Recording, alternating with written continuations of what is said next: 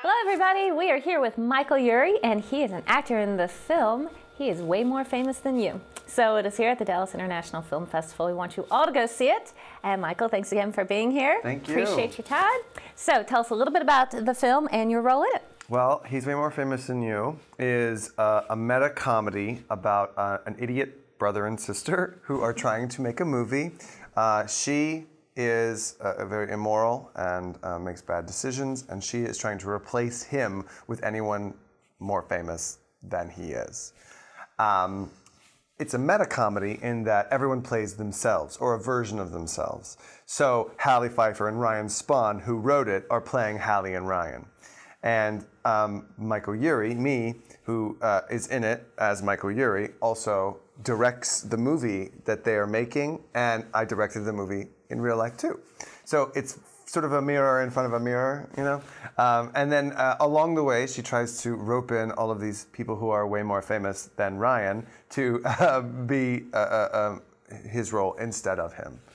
And hilarity ensues, and sadness, and sweetness. But And all of the above. Mostly hilarity. Nice. It sounds like a lot of fun to film. It was a blast to film. Well, what was so great about filming it is that Ryan and Hallie, who are not really brother and sister, that's the only fiction. They wrote the screenplay and they played the leads. So it was very, and I directed it, and I was sort of in it, and I'm in it as well. And it was very simple for us to work together. We had like the easiest possible working relationship. I mean, it was my first time directing a movie, so I don't have anything to really compare it with, but I couldn't have imagined a better relationship with my writers and my stars than the one I had. So it was a lot of fun, and it was it's a comedy. So a lot of times comedies are sort of improvised, or there's a lot of improv on set, but their script was so tight that we didn't really do much of that. Right. Now, how did the story concept come about? I mean, how did they come up with this? Well, originally, Hallie, the seed of the idea came from Hallie. She had this idea of a character who tries to turn a relationship that had gone awry into a screenplay. She had this idea, and Ryan came along and helped her flesh out the idea, and then they decided to make it together. And so the premise of our movie, the beginning of our movie, is her boyfriend leaves her, and she turns the real events of their life together into a script. And then she and her brother try to make that script. So there you go. You know, like you do. Record conversations with your loved one and then turn them into a movie. Happens all the time, right? I know it's happened to you. Actually? I've seen the movie. Right. I haven't seen that movie yet. Wonderful. Well, so talk about this premise of he's way more famous than you. You know, people pander after being famous and just the desire to be that, but it's often very misleading because those who are famous really don't want that at all.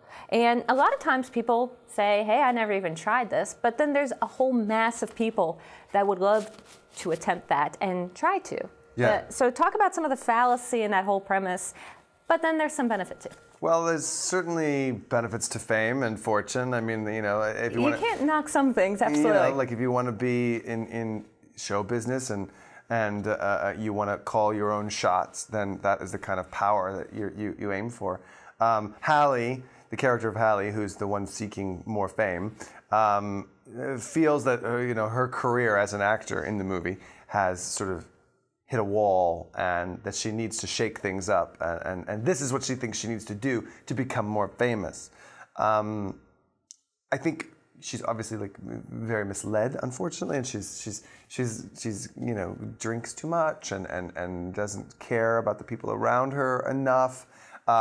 And that sort of feeds her addiction for fame, which is very dangerous, and ultimately sort of it implodes on her in a hilarious way.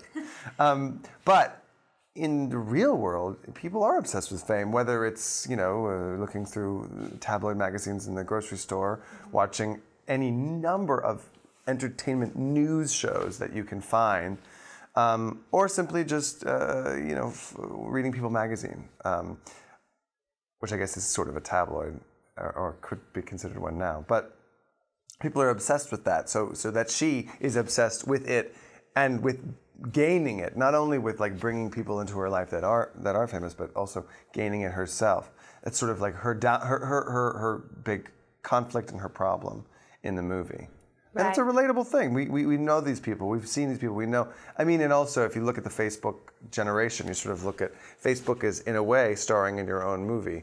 Your Facebook page is your own, is your own stardom, and all of your friends or followers or your fans, and you get to be the center of attention on your Facebook page. Nothing against Facebook.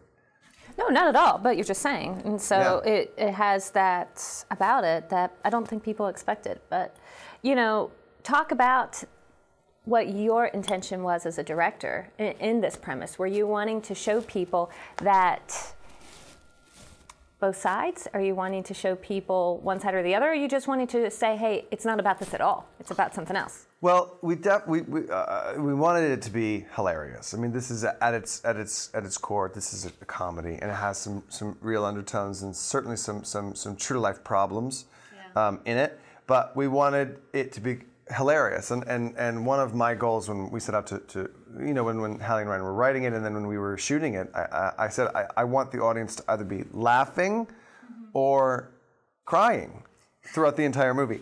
And nowhere in between. They should either be truly moved or laughing their butts off. And I hope that's what we've accomplished. I mean, I feel that way when I watch it. I think it's very funny and very touching. And I feel like we've created characters that are hilarious, cringeworthy, in their sort of oblivion, but also human and very sympathetic. Yeah. Now, speak to being a director. What was it like to walk into that role, and did you have any major conflicts that you had to overcome? Well, I felt I've always wanted to direct since I was a little kid, and I used to force my when I was a kid here in Plano, Texas, I used to force my friends to be in my movies, and they didn't like it, and so I always knew that I wanted to do that. I didn't think it was in the cards. I sort of I'm an actor, and I was sort of on this acting track, and I didn't realize that would be a possibility for me until this came up. And as soon as it did, I felt like a fish in water. I felt like I felt comfortable with everything. I knew what I wanted, and I always had an answer. And this might have been the perfect script and the perfect group of people and the perfect time for me, but it was exciting for me. I felt great about what we were doing. I loved my collaborators. I felt good about when and what ideas of others to either build off of or to use or steal or whatever. And parlay. And it ended up being just a terrific experience and one that I can't wait to dive back into. I had last year. My documentary, Thank You for Judging, played at the festival, at the Dallas International Film Festival. And that was something I co-directed with a few other people. A documentary is a completely different beast. Mm-hmm. We shot 190 hours of footage, and then over the course of several years put together this story, or really carved out this story. So it's very different working on a movie that has a script, and that has a shooting schedule. It was a completely different beast, but one that I felt very comfortable diving into because I've been lucky enough to spend a lot of time on sets as an actor, and I've worked with a lot of different directors. In television, we have lots of different directors, and so I got a great sense of what doesn't work, but mostly what works, and what. And when a director succeeds, and when their creativity is most effective, and he's way more famous than he was a phenomenal example of that for me.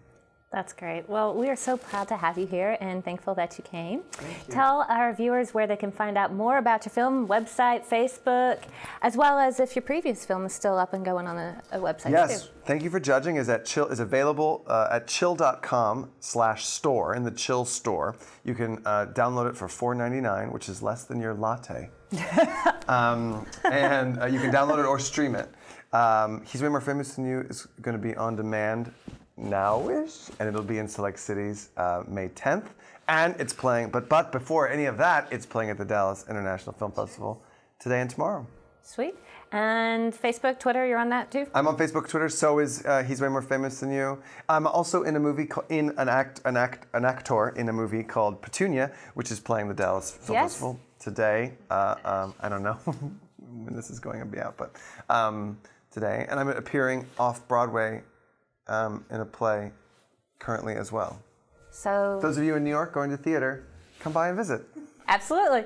Well, thank you, Michael, for being you. here. And everybody go see He's Way More Famous Than You. You're sure to laugh and cry all in one fell swoop. Take care.